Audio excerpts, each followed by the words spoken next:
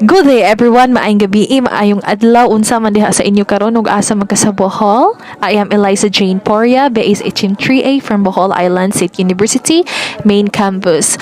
Anyways, I am from Group 4 for the Contemporary Arts, and I'm going to report about the worlds of regions. So karon, so lay pagduha-duha, pagtulo-tulo or upat-upat pa man na. Let's start. Okay, so learning outcomes. First is differentiate between regionalization and globalization. Explain how regions are formed and kept together. Third is discuss the advantages and disadvantages of regionalism. And fourth, identify the factors leading to a greater integration of the ASEAN region. Okay. For the introduction, government, association, societies, and groups from a regional organization or a network as a way of coping with the challenges of globalization. Because globalization has made people aware of the world in general, but it has also made Filipinos more cognizant of specific areas such as Southeast Asia. How, for instance, did the Philippines come to identify itself with the Southeast Asian region? Why is it part of a regional grouping known as the Association of Southeast Asian Nation, or ASEAN? So, as we go further for my report, you'll be able to identify or answers from what is really a globalization. So, what is globalization? Globalization is a process by which people and goods moves easily across borders. Principally, it is an economic concept, the integration of markets, trade, and investment with prove barriers to slow the flow of products and services between nations. So, let's tackle what is globalization really.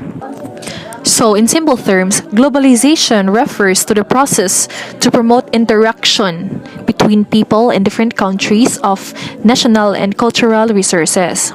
So, to further understood globalization, or in Tagalog, globalization, mauni ang pag-help sa mga nagkalain-laing countries around the world para freely nga maka-circulate or makaikot or makaabot ang mga produkto o serbisyo sa kada nasod or sa lain-laing nasod, okay? So, example, in the Philippines, we have products and services nga gina-offer. For instance, natay product nga bestseller diri or delicacy. Unsaon man pag-abot ani or pag-export diri sa laing nasod. So, diha mo sulod ang globalization. So, tungod sa globalization, maka-export ta. As well as maka-receive og product from other countries and available na diri sa atoa. Instead mo ato patagawas. Okay. So, that's another case na pod. So, another example in service is that in BPO industry nga naara tas Pilipinas, pero ang ilang service nagaabot international, nag-offer sila or nag-accommodate sila international callers.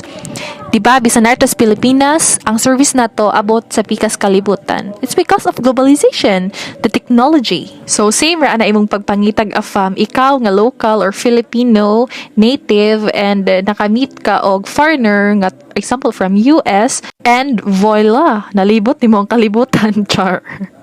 Of course, nasab ni benefits ang globalization in which it includes increased choice, means daghan kapilian o kapadulungan, dili kay syara ganern. So another is higher quality of products. Di ta magsettle sa low quality because ang barato dali ra maguba, dili mag long last pareha niya, char. Pero kung na nakasasaktong tao, so sana all, di ba? Another is increased of competition. Kani siya tungod kay daghang kompetensya. So, mas ni better ang ilang qualities, daghan tag kapilian. And, dili tungod kay daghan kag kompetensya, you don't give a fight. Okay? Another is improve international relation. And more. And yes, for us to be exposed and have connection with other countries for economic and political reasons. We also have regionalism. So, it is seen as a political and economic phenomenon. It can be examined in relation to identities, ethics, religion, ecological sustainability, and health. It's also a process and must be treated as an emergent, socially constituted phenomenon. It means that regions are not natural or given. Rather, they are constructed and defined by policymakers, economic actors, and even social movements. Okay. So, ang regionalism, it is not natural nga, for instance, kita, narin kita dito sa dool, Bohol. Diba ang Bohol is part of Region 7 or Central Visayas. So, kaning province of Bohol, gituyo ba sa Bohol mismo nga lugar nga part siya diri sa Region 7? Diba dili? Because it is ordered, mandated, or proclaimed by the lawmakers or the politicians. Sila na nag-decide.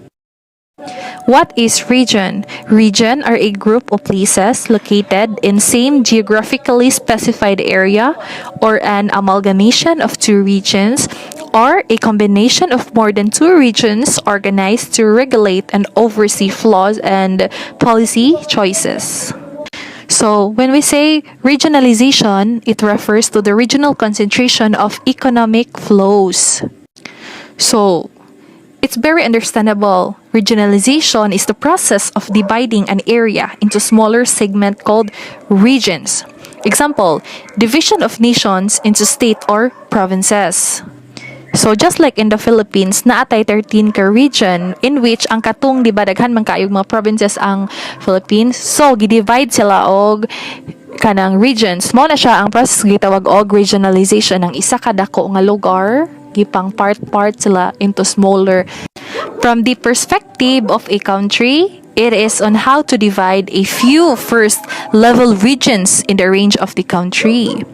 Okay, three forms of forming regions are a natural shape established by usage, administrative division, and natural formation, but also recognized by the administration. O diara, kay ang national government man is layo para nato natadri sa Bohol, then ang national government nato is nasa Luzon na located, so di ba layo kaayo, and which it's too far away for specific kind of governance nga nag-focus sa mga panginahanglan and sa unique characteristics of these groups or region and the slow communication and transportation system tungod pud ana para sa ato ang pulo-pulo, di ba? And then mao na siyang gi-divide para mas mapadali ang pagtabang og ang mga pag-export ug pag-abot sa mga benepisyo para sa mga katawhan. Mao nang mag-elect ta og example gobernador or governor diri sa Bohol or sa ubang lalawigan just to mao na sila makikommunicate dito sa atong national government kay kung isa-isahon pa ta madugay, di ba? So mao nang naay elections natay mga officials kay kung ang presidente pa mismo or katong mga senado nga tapos sa Luzon mao mangunay dugay na. Okay, and another case na po na siya, it's in the politics. So another is, what is country? Country is an area of lands that forms an independent political unit with its own government. It is a nation with its own government occupying a particular territory. Countries respond economically and politically to globalization in various ways. So, just like sa Philippines, this is a country. And this is our country. Dili ta nagpuyo. We have our own government, mga rules and policy in which kita ang nag-control, not unless we are part of or run by other countries. For instance, monarchy. So, this is our country. So, of course, our sovereignty. Kita ang naay rights and authority. Di pwede nga magbuot-buot or mangilog ang laing country sa ato aming soberanya, di ba, sa atong territory, not unless there's a treaty or sort of agreement in which they're authorized to cooperate, but it doesn't mean na part na ta sa other country.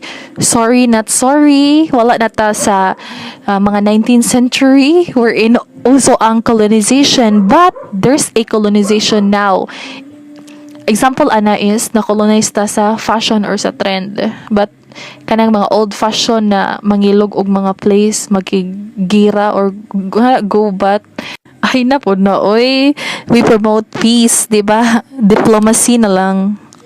So very simple, mo na siya ang country. Matag country Philippines, isa siya ka lugar nga na specific nga area or location na ay government nga kaugalingon. Okay, that's simple. Example, Philippines, India, Morocco, or sa US, Canada, mga Sweden, Denmark, okay, Greece, that understandable lagi kaayo ang country. So, just like the Philippines, we are a free country.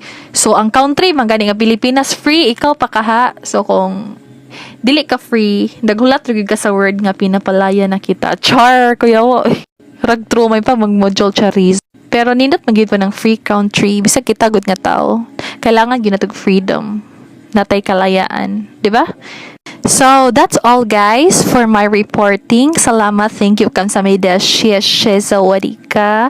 I hope you learned something and let's listen to the next reporter. So, ipasa na ako nimo ang corona. Again, this is Eliza Jane. Maminaw ta sa next reporter. Bye-bye! Oh, hi everyone, I'm Larry Berto Glasio and I'm going to discuss first this topic, non-state regionalism. So, duha may mo discuss ani. And musunod lang si Mr. Dave Anthony Escobar iniguman sa akong part. So let's start. Non-state regionalism. It is not only states that agree to work together in the name of a single cause or causes. Communities also engage in regional organizing. This new regionalism varies in form.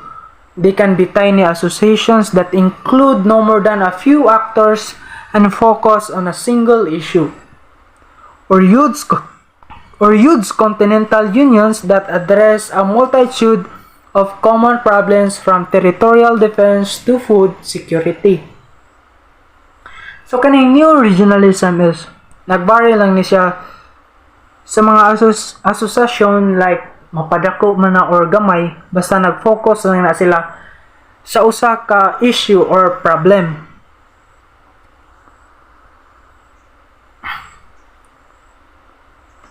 So organization representing this new regionalism likewise rely on the power of individuals, non-governmental organization or the NGOs and associations to link up with one another in pursuit of a particular goal or goals. So, kaning new regionalism is nagdepende sa mga NGOs and ubang mga associations para makikooperate ba aron makuha nila ang usa ka tumong or ilang goals. So finally, new regionalism is identified with reformists who share the same values, norms, institutions, and systems that exist outside of the traditional established mainstream institutions and systems. Those who work with governments or the legitimizers participate in institutional mechanisms that afford some civil society groups voice and influence in technocratic policy-making processes.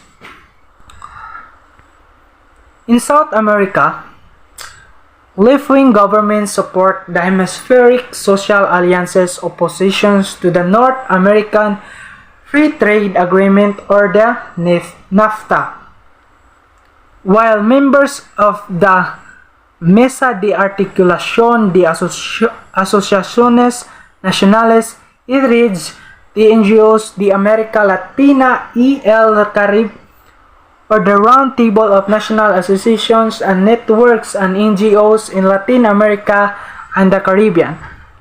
Nag-participate in forums, summits, and dialogues with presidents and ministers. Likewise, a group called the Citizen Diplomacy Forum tries to influence the policies and programs of the Organization of the American States. In Southeast Asia, the Organization of an ASEAN Parliamentarians for Human Rights was in part of the result of non-government organizations and civil society groups pushing to prevent discrimination, uphold political freedom, and promote democracy and human rights throughout the region. Hi, good day everyone. I'm Dev Anthony A.S. Kupar. So, on this video, I'll be going to continue to discuss about non-state regionalism. So, other regional organizations dedicate themselves to specialized causes. And the example for this is Rainforest Foundation to protect the indigenous peoples and the rainforests in Brazil, Guyana, Panama, and Peru. These organizations work on the front lines of rainforest protection by partnering with indigenous peoples who have lived in and protected the forest. They are dedicated to both protecting tropical rainforests in Central and South America and promoting rights of indigenous and traditional peoples who manage and depend on these forests for their survival. They are increasingly helping communities adopt affordable, user-friendly technology like smartphone applications, GIS platforms, and drones to map, monitor, and report illegal deforestation on their lands. So another example here is young Christians across Asia, Africa, the Middle East, the Americas, and the Caribbean form regional interfaith youth networks to promote conflict prevention, resolution, peace, education, and sustainable development. And another example here is the Migrant Forum in Asia is another regional network of NGOs and trade unions committed to protect and promote the rights and welfare of migrant workers. MFA has worked towards the vision of a world system based on respect for human rights and dignity, social justice, and gender equality, particularly for migrant workers. MFA acts as the facilitator and coordinator for civil society engagement in Asia. New regionalism differs significantly from traditional state-to-state regionalisms when it comes to identifying problems. For example, states treat poverty or environmental degradation as technical or economic issue. However, new regionalism advocates, such as the NGO Global Forum, see this issue as reflections of flawed economic development and environmental models. So this means that economic development plans that are market-based, forward-driven, and hardly concerned in social welfare, especially among the poor. Another challenge for new regionalists is the discord that may emerge among them. Let's take gender and religion as examples. Other nations disagree with or do not accept the LGBT community, but there are also nations that are accepting of this kind of social change. In terms of religion, we all hold different beliefs, especially Christians, Buddhists, Hindus, and Muslims. As a result, we encounter a difficulty or difference with the new regionalists. Hi, I'm Ralph Beduela. Next guys, we will be tackled about the contemporary challenges to regionalism. And this is based sa notes nga gihatag nato og isa is through social media because I do some research about of this. And then I will try my best guys na i-explain siya para mas more nga mas masabtan pa pero sa pag-explain now is this is just based on my understanding ra sad guys. And then correct me if I'm wrong guys if may mga details nga wala na mo. And that's all. Okay, let's proceed. Today, regionalism faces multiple challenges, the serious of which is the resurgence of militant nationalism and populism. But first, what is this resurgence of militant nationalism and populism? This militant nationalism, it was refers to the wars of European countries among themselves to fulfill their own goals. It was rose during the later part of 19th century, and it was based on the two factors. The first one is the efforts that went into maintaining a large standing army and navy. And this mechanism guys shows the competitive nature of European countries of that time. And the second one is the powerful military and naval officers strove to dominate the civilians at the wake of a political emergency or crisis. Pero in short guys, sa pastok, sa paspas nga pag-istorya, kaning militant nationalism basically siya nag-means o kanang marasag loving one's own country and hating the others. And this is the emotion behind sa katong pag First World War.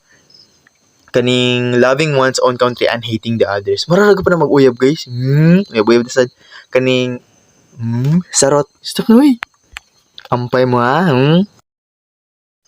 Next is the refusal of dismantle NATO after the collapse of the Soviet rhetoric of Vladimir Putin in Russia. But first, unsa din ang NATO? Unsa man ang asa na nag-stand for day? Kaniding NATO guys is nag-stand for ni siya sa the North Atlantic Treaty Organization. Meaning, in short is kanang collective defense. In Tagalog pa is kanang sama-sama and pagtatanggol.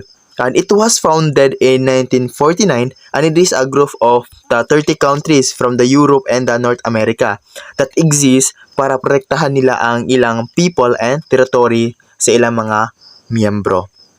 And then, ngano na-confuse mo, ngano ding na-collapse. And then, unsa ding rason? Siguro guys, ang pagsabot is the reason why the Soviet Union collapse is because of the multi-party systems. Or silbing ibutan na lang siguro na to nga pagka-misunderstanding sa mga butang-butang o kanang wag kasinabot siguro nga na. And then, ato ibutang sa isa ka example is halimbawa na isa ka organization sa ana. And then, may mga bagong na-elect na officers or something na nahawa tapos gipulihan siya other person tapos pag after na ni mga open forum or mga meeting something like that and then may mga gipropose na mga butang and then kanang niuban nga na natugutan nga mga activities pero tungod na to sa kamajoritihan pero di udyon ang uban pero tungod adto nga na-propose kay di, maski di udyon ang uban mo tong something nga mo nang magkagubot kay di lagi uyon pud sa uban. And then ato sa dato nakitaan kung nganong ni-refuse sa pagdismantle sa NATO after sa pag-collapse adto sa after sa collapse sa Soviet rhetoric of Vladimir Putin in Russia. Next is the relationship of the United States, the alliance core member with NATO, has become problematic after Donald Trump demonized the organization as simply leashing off American military power without giving anything in return. But before, unsa na sad ng United States, the alliance core member or kanang United States, the alliance? Unsa na masad na? Ang kani this year guys is based sa pagsabot sa ang understanding is kani this is just a group of people or a country or a government na nag-unite sila or nagkahiusa ana. And then ang reason di aton that time nga nung nagproblema ng United States the alliance core member with NATO after sa pagdemonize ni Donald Trump sa organization is because ibutang na lang nato siya sa pagkahistorya na murag nahimong people pleaser to mga military that time or mga katong sibling. Another example na ani is kanang kanang sa kita hinay growth of community and then you are the leader bitaw mo nagsilbing ingana and then na dahil ikaw nga leader na makay gusto na ma-achieve bitaw and then mo to nga imo silang giatasan ug imo silang gigamit para lang ma-achieve to mga butang na gusto nimo ma-achieve and then after na ma-achieve to nimo so silbing na-receive na sa leader and then after ana wala na so silbing wala na reward to mga nitabang bitaw nga naghago adto o wala na kay reward nga gihatag sa mga tao nga imong gipang sugo. Magsilbing ingana nga pagka-historya guys. Another contemporary challenges to regionalism is crisis. And kabaw naman sad ta kung unsa did kahamak ning crisis sa ating kinabuhi bitaw di ba? Grabe man sad na and I know na all the government and people or mga even the family maka-experience ani nga crisis. And then let's proceed ana.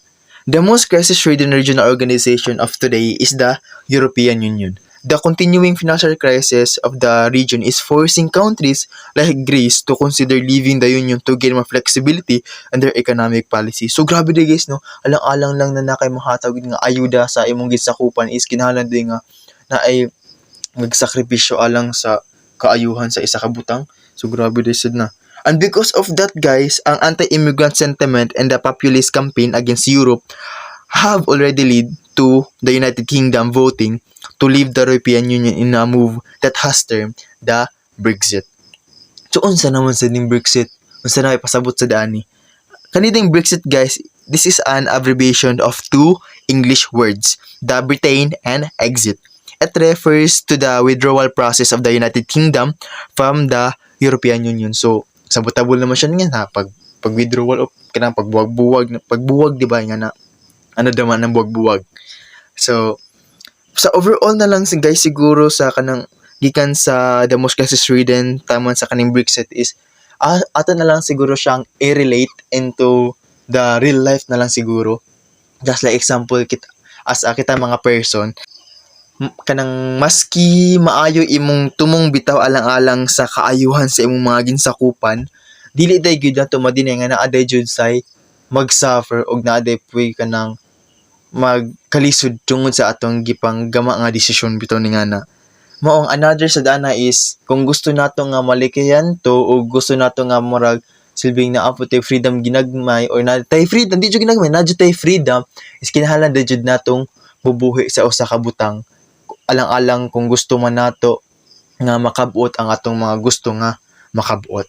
So mag-ingan na siya siguro sa pagsabot ra pod guys.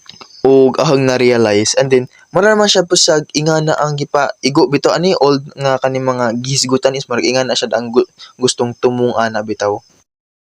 Another contemporary challenges to regionalism is the extent members should sacrifice their sovereignty for the sake of regional stability. Uy, kuyawa sa diba the guys no, kinahanglan din magsakripisyo alang-alang lang sa mahimong regional stability ang isa ka butang, murag mahimong stable or murag ingana, murag grabe sad kaayo na murag i-sacrifice ilang power para ra sa ingana.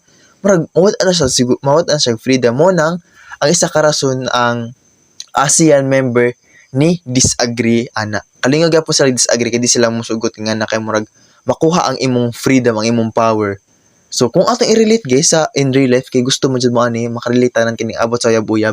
If kung makauyab mo sa di saktong tao, di ba? Kung matunong ka sa lako o sa badging nga murag halos tanan murag wala kay freedom to do what you want to do, mga butang nga anak ka malipay.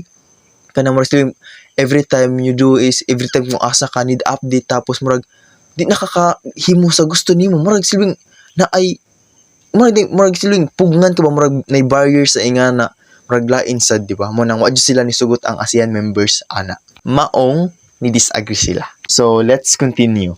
The association's link with East Asia has also been disagreed over how to relate to China, with the Philippines unable to get their countries to support its condemnations of China's occupations of the West Philippine Sea. So kabo naman tao sa dyan yung issue aning about sa West Philippine Sea mo nang no need to tackle about further na sa dana, di ba? So let's proceed to the other challenge of regionalism. Cambodia and Laos lead the opposition favoring diplomacy over confrontation, but the real reason was the dramatic increase of Chinese investments and economic aids to these countries. Moreover, when some formerly authoritarian countries democratized this, participatory regionalism clashed with ASEAN's policy of non-interference as civil society groups in Indonesia. The Philippines and Thailand demanded that the other countries democratize adopt a more open attitudes towards foreign criticism. And now guys, we will gonna proceed to the last contemporary challenges to regionalism. And mo kini ang last nga challenge. A final challenge pertains to differing visions of what regionalism should be for. So in other nga term guys, naaday kinalaman ang klase-klaseng panlantaw sa regionalism kung unsa di ay ni kung para asa di ay dapat ni. Ug mao ni ang isa ka rason ngano na-classify ni siya nga isa sa problema or challenge nga gikaatubang karon sa regionalism. So, in Western government, we see regional organizations not simply as economic formations, but also as instruments of political democratizations. And then, for non-Western and developing society, however, we have a different view regarding globalization development and democracy. For example, Singapore, China, and Russia see democracy as obstacle to the implementation and deepening of economic globalization, because constant public inquiry about economic projects and lengthy debates slow down the implementation or lead to unclear outcomes. Democracy's tedious procedure must, therefore, give way to efficiency.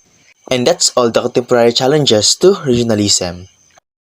Good day, this is Gilbert Izquierdo and is a conclusion in Lesson 5.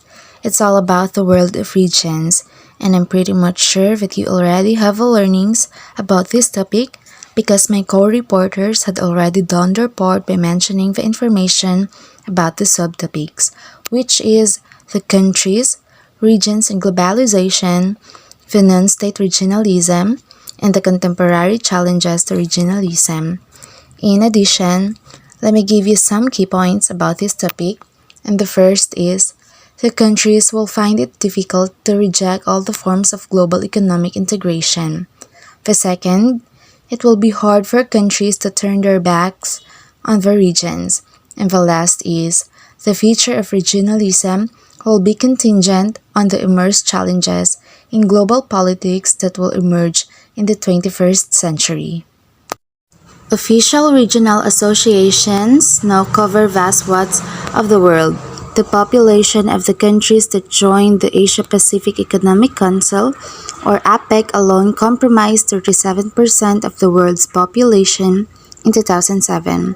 These countries are also part of smaller organizations that include the Association of Southeast Asian Nations, the Shanghai Cooperation Organization, the North American Free Trade Agreement, the Caribbean and Pacific Group of States, and the Union of South American Nations. Even isolationist North Korea is part of Regional Forum, which discusses security issues in the region. In the same way, the countries will find it difficult to reject all forms of global economic integration. It will also be hard for them to turn their backs on their regions even if the UK leaves the EU. It must continue to trade with its immediate neighbors and will therefore be forced to implement many EU rules.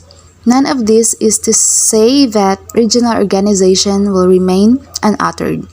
The history is regionalism shows that regional association emerge in new global concerns arise. The future of regionalism will be contingent on the immense changes in the global politics that will emerge in the 21st century that I have said a while ago.